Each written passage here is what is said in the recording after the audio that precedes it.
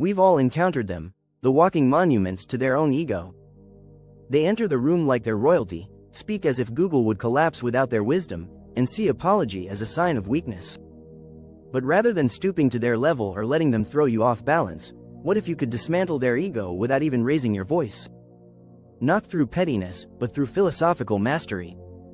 Enter the method inspired by Nietzsche, or as it's referred to here, Nietzsche's Technique. This isn't about becoming toxic or arrogant yourself. It's about cultivating a level of inner power so rooted and still that egotistical people unravel in your presence. You won't need to shout, fight, or post cryptic messages on your Instagram story. You'll simply learn 3 psychological weapons, and use them with the quiet precision of a mental ninja. 1. Indifference. The silent weapon of the superior mind. Egotists thrive on one thing: reaction. Approval, disapproval, envy, outrage, any kind of attention is their oxygen. Remove that, and their ego suffocates.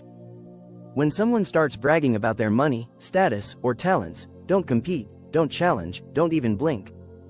Just nod, say, cool, and move on like they just told you they bought bananas. The absence of emotional engagement makes them glitch like outdated software. As Nietzsche said, he who fights with monsters should see to it that he himself does not become a monster. Indifference isn't passivity, it's strategic composure. It's the quiet message that they're not the main character in your world. Let them try harder and harder to get your attention while you sit in calm detachment. Their desperation becomes their undoing.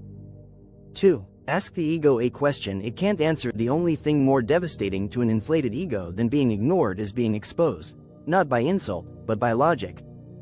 This tactic is deceptively simple. When someone flexes or speaks from a place of superiority, you don't argue. You just pose one question that crumbles their persona. They say, "I don't need anyone's advice."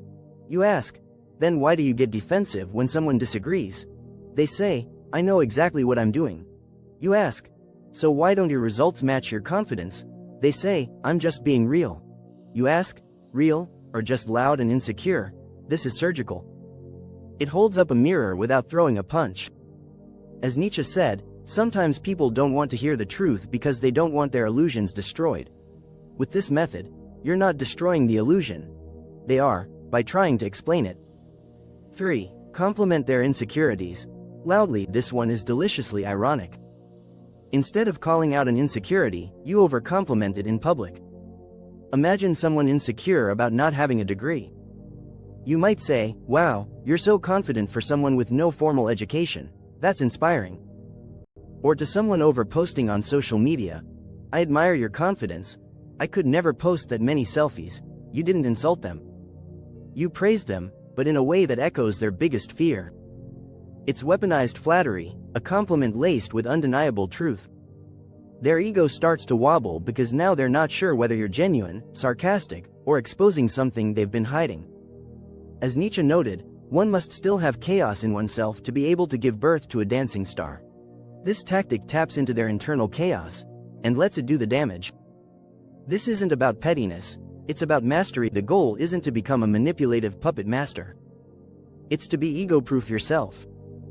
Because the truth is, if your sense of self can be shaken by others' opinions, compliments, or silence, you're just as vulnerable as the egotist. Real power isn't loud. It doesn't flinch. It doesn't need to post, prove, or provoke. Real power is self-contained, rooted, and calm. The person who doesn't react but simply observes holds more power than a room full of loud voices.